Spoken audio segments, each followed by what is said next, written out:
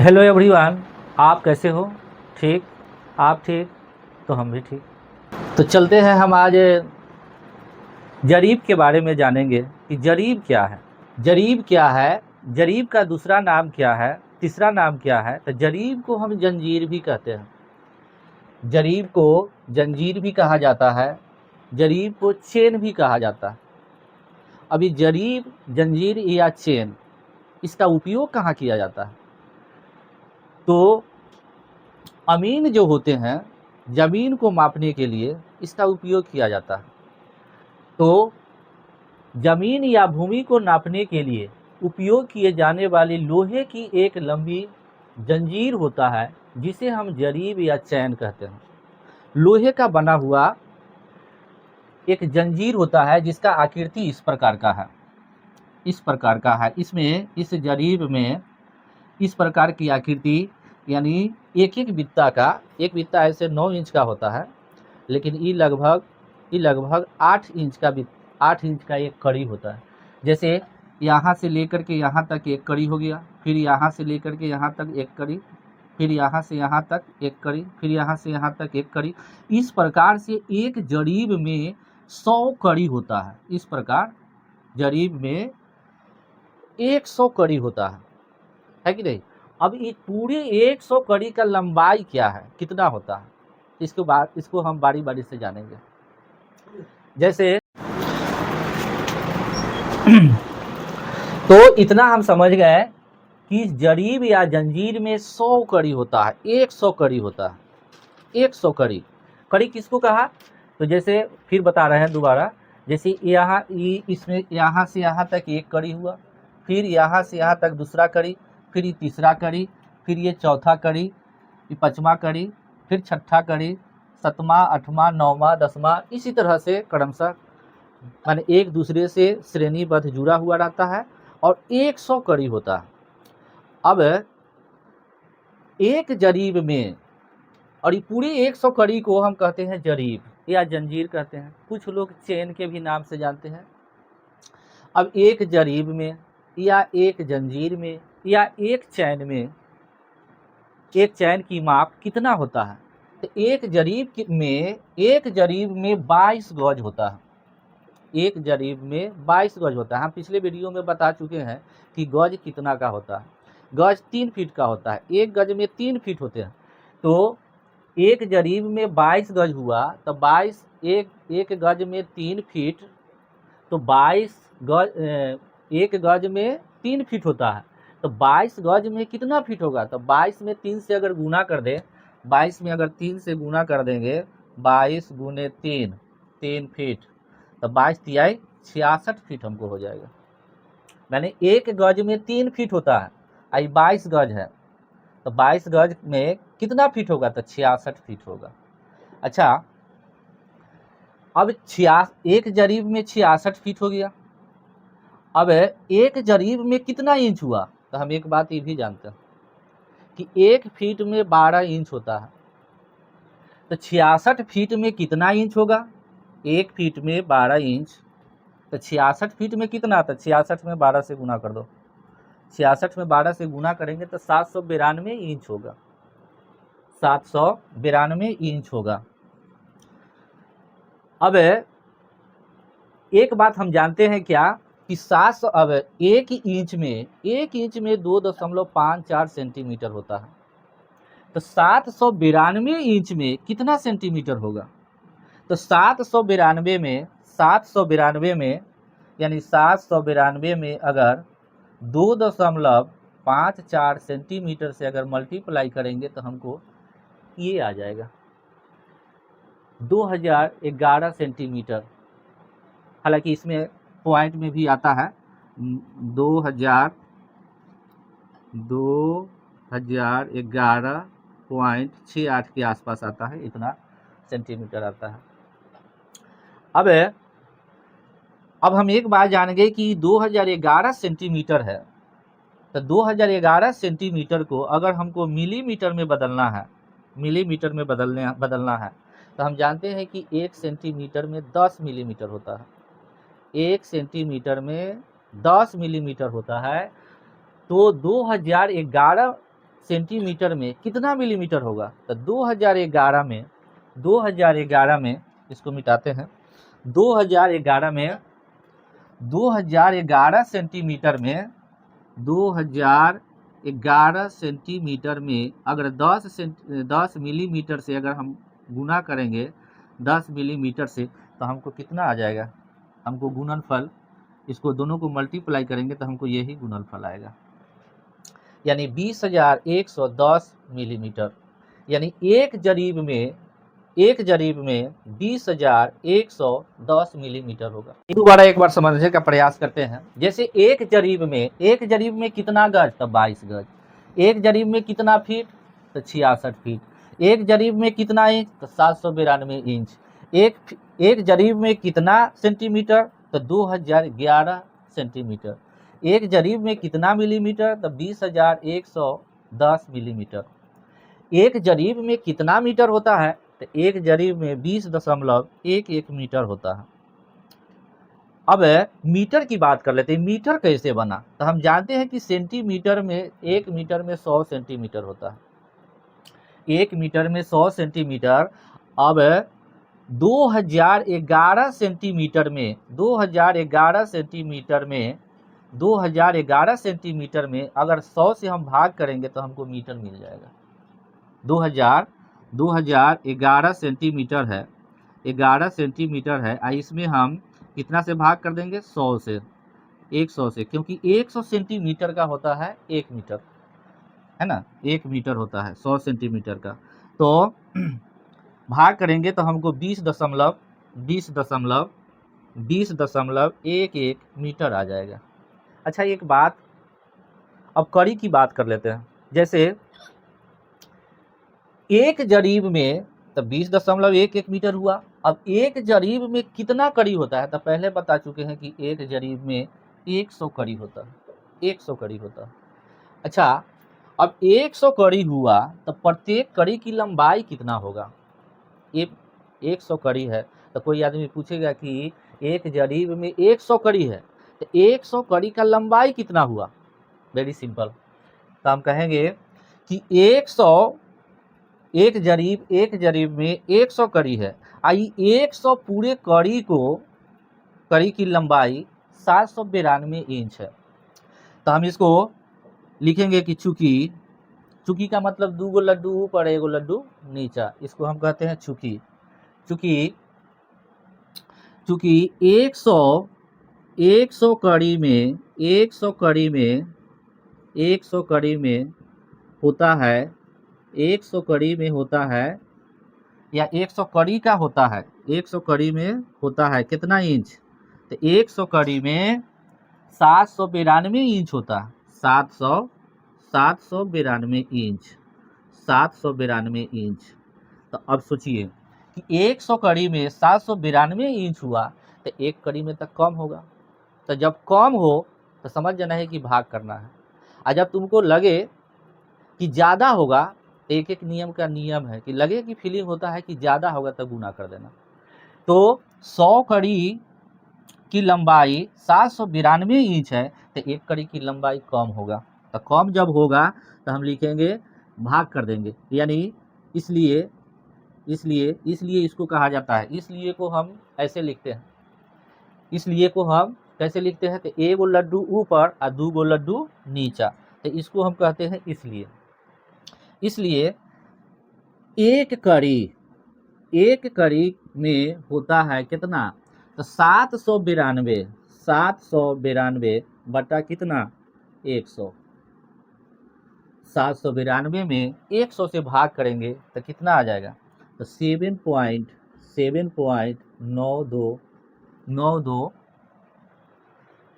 क्या आ जाएगा? इंच आ जाएगा। ये 7.92 इंच होगा। ये इतना इंच हो जाएगा, इतना इंच होगा। अब इंच को अगर सेंटीमीटर में बदलना हो, यानी कहने का मतलब एक कड़ी की लंबाई 7.92 इंच हुआ, इसको हम लगभग 8 इंच पढ़ेंगे, लगभग 8 इंच पढ़ेंगे। माने पूर्णतः यह 8 नहीं है लेकिन पढ़ा जाएगा लगभग 8 इंच पढ़ा जाएगा। अब इंच को कहे कि इसको सेंटीमीटर में बदल दो, कि एक कड़ी में कितना सेंटीमीटर होता है। तो अब फिर क्या करेंगे, अब हम 1 इंच में जानते हैं कि 2.54 सेंटीमीटर होता है। तो 1 इंच में 2.54 सेंटीमीटर होता है, तो 7.92 इंच में सेंटीमीटर ज़्यादा होगा। 1 इंच में मान लो कि 2.5 सेंटीमीटर होता है, तो इस 7 इंच में तो ज़्यादा होगा, तो गुना कर देंगे। अब इसको सेंटीमीटर में बदलने के लिए क्या करेंगे, तो 7.92 इंटू 2.54 सेंटीमीटर से गुना करेंगे। जो गुणनफल आएगा वही एक कड़ी के सेंटीमीटर में लंबाई हो जाएगा। चलिए आगे बात करते हैं। अब हाथ की बात कर रहे हैं कि एक जरीब में कितना हाथ होता है। तो एक जरीब में 44 हाथ होता है, 44 हाथ। और पिछले वीडियो में मैंने हाथ को इस प्रकार बताया था। इस प्रकार बताने का मतलब था, मेरा संकेत था कि हाथ की लंबाई 18 इंच होना चाहिए। अगर 18 इंच से किसी का हाथ बड़ा है अथवा 18 इंच से किसी का हाथ छोटा है, तो फिर वह ब्लैक कोबरा की तरह डंक मारेगा और वो झगड़ा का जड़ बन जाएगा और हमारा पैमाइश सही नहीं होगा। अगर हाथ से अगर नापते हैं तो एकदम 18 इंच का होना चाहिए, न ज़्यादा होना चाहिए न कम होना चाहिए। अब जैसे मान लेते हैं कि भगवान सबको हाथ दिए हैं, घर में और कुछ हो न हो, घर में और कुछ हो चाहे नहीं हो, लेकिन घर में सारे जो व्यक्ति हैं, बच्चे हैं, बूढ़े हैं, जवान हैं, सबको हाथ पैर जरूर मिला है और हाथ दिया है। तो हाथ का मतलब 18 इंच होना चाहिए, ना 18 इंच से ज़्यादा होना चाहिए, ना 18 इंच से कम होना चाहिए। जिसका 18 इंच से अगर बड़ा है तो उसको हाथ नहीं कहा जाएगा, उसको उसके हाथ से पैमाइश नहीं किया जाएगा। अब एक नन्हा सा बच्चा है, छोटा सा बच्चा है, उसका हाथ लगभग 1 ही बित्ता का है, 9 इंची का है, उसको हम हाथ कैसे मान लेंगे, नहीं मानेंगे उसको हाथ। तो एक जरीब में 44 हाथ होता है। अब 44 हाथ हुआ तो एक जरीब में अब कितना बित्ता हुआ, तब सोचो। एक हाथ में 2 बित्ता होता है, जैसे ये 1 बित्ता हो गया, 1 बित्ता, और फिर यहाँ से यहाँ तक 1 बित्ता, यानी 2 बित्ता। और 1 बित्ता जो होता है ये 9 इंच का होता है। तो एक हाथ में 2 बित्ता हुआ, तो 44, एक जरीब में 44 हाथ हुआ, तो एक हाथ में तो 2 बित्ता होता है। तो एक जरीब में 88 बित्ता होगा। एक हाथ में 2 बित्ता, तो 44 हाथ में कितना बित्ता, तो 44 दूना 88 बित्ता। अब बात करते हैं लग्गी का। लग्गी जिसके बारे में हम लोग पढ़ चुके हैं कि 9.25 फीट का लग्गी होता है। 9.25 फीट का मतलब हो गया कि 9.75 फीट, यानी 9 फीट 9 इंच का लग्गी होता है।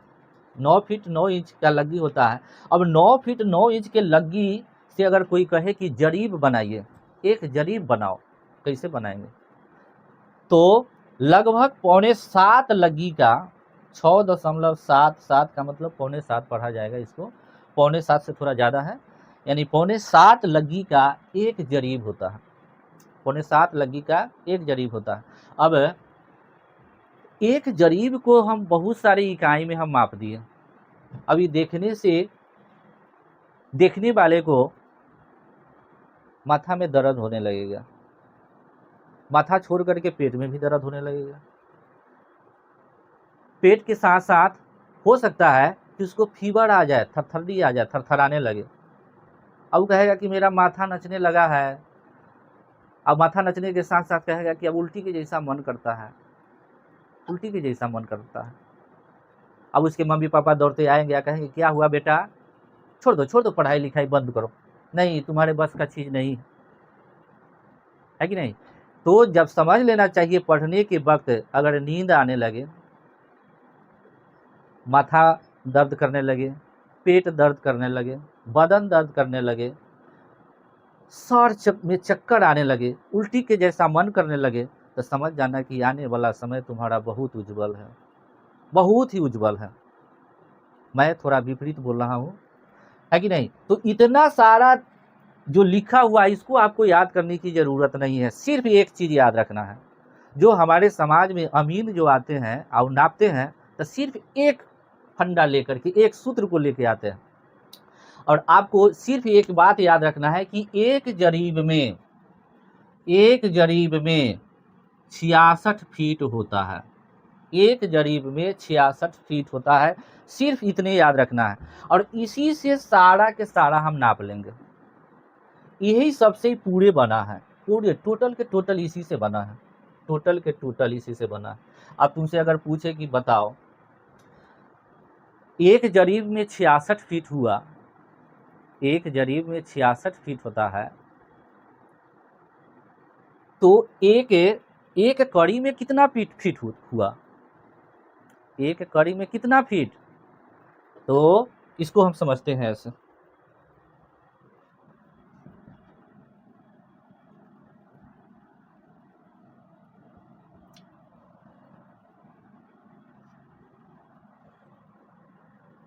चलिए, जैसे किसी ने पूछ दिया कि बताओ एक जरीब में तो 66 फीट हुआ, एक जरीब में 66 फीट हुआ। आज एक जरीब में 100 कड़ी होता है, 100 कड़ी, 100 कड़ी को ही हम एक जरीब कहते हैं। तो 100 कड़ी को हम फीट में मापे तो कितना हुआ? 66 फीट। तो फिर निकालेंगे हम कि एक कड़ी का लंबाई फीट में कितना होता है, एक कड़ी की लंबाई। तो फिर लिखेंगे 2 गो लड्डू ऊपर, 2 गो लड्डू ऊपर, 1 गो लड्डू नीचा। इसका मतलब चूंकि लिखेंगे चूंकि 100 कड़ी, 100 कड़ी, 100 कड़ी की लंबाई, चाहे 100 कड़ी में, 100 कड़ी में, 100 कड़ी में होता है, 100 कड़ी में होता है कितना फीट? तो 66 फीट, 66 फीट, 100 कड़ी में होता है 66 फीट। अब फिर सोचो कि जब 100 कड़ी में 66 फीट हुआ तो एक कड़ी में तो कम ही होगा, और जब कम होगा तो हम पहले बताए हैं कि भाग कर देना, थोड़ा कॉमन सेंस लगाना है।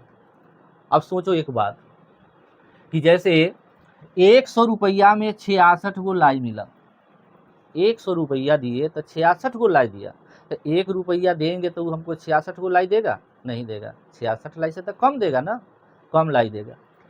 तो जब कम समझ में आए तो हम भाग कर देंगे, और ज़्यादा समझ में आए तो गुना कर देंगे। तो हमको यहाँ समझ में आ रहा है कि 100 में 66 लाई, तो 100 रुपया में 66 लाई मिलता है, तो 1 रुपया में तब बहुत 66 लाई से कम मिलेगा, तो भाग कर देंगे। कैसे भाग करेंगे? तो इसलिए एक कड़ी में होता है कितना? तो 66 में 66 बटा कितना? 100। बटा का मतलब भाग होता है, बटा का मतलब भाग होता है। अब 66 में अगर हम 100 से भाग करेंगे, 100 से भाग करेंगे, ये भाग नहीं लगेगा, नहीं लगेगा। तो हम क्या करेंगे? हम यहाँ पर एक शून्य बैठाएंगे, यहाँ दशमलव बैठ जाएगा। अब कितना हो गया? ये 660। अब तो हम 6 बार में लगा सकते हैं इसको, 6 बार, तो 600 लग गया। अब 0 में से 0 घटाए 0, 6 में से 0 घटाए 6, और 6 में से 6 घट गया कटकुट। अब यहाँ पॉइंट है तो हम एक शून्य बैठा सकते हैं, यहाँ पॉइंट जब दिए हैं तो हम एक शून्य बैठा सकते हैं। फिर 6 लग गया, है कि नहीं? 6 लग गया। तो फिर 100 के पहाड़ा अगर 6 बार पढ़ा जाएगा तो 600 आ जाएगा।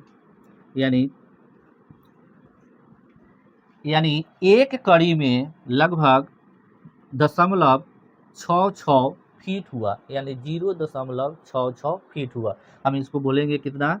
कि इसमें 0.66 फीट हुआ, यानी एक कड़ी में 0.66 फीट होता है। हमको अब ये चीज़ याद रखना है, यही मेन चीज़ है कि एक कड़ी में कितना फीट? तो 0.66 फीट, 0.66 फीट होता है। अब इसी से हम कैलकुलेशन करेंगे जब हम ज़मीन का पैमाइश करते हैं कड़ी से, तो इसका जो बहुत ज़रूरी पड़ता है।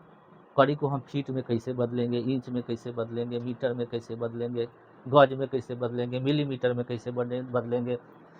तो थोड़ा बहुत भी अगर मैथमेटिक्स का कैलकुलेशन करना आता होगा तो बड़ा आसानी से बनेगा, ये बहुत आसानी से बनेगा, इसमें कुछ है ये नहीं है। कुछ है ये नहीं। अब आगे हम बात करते हैं, अब आगे हम बात करेंगे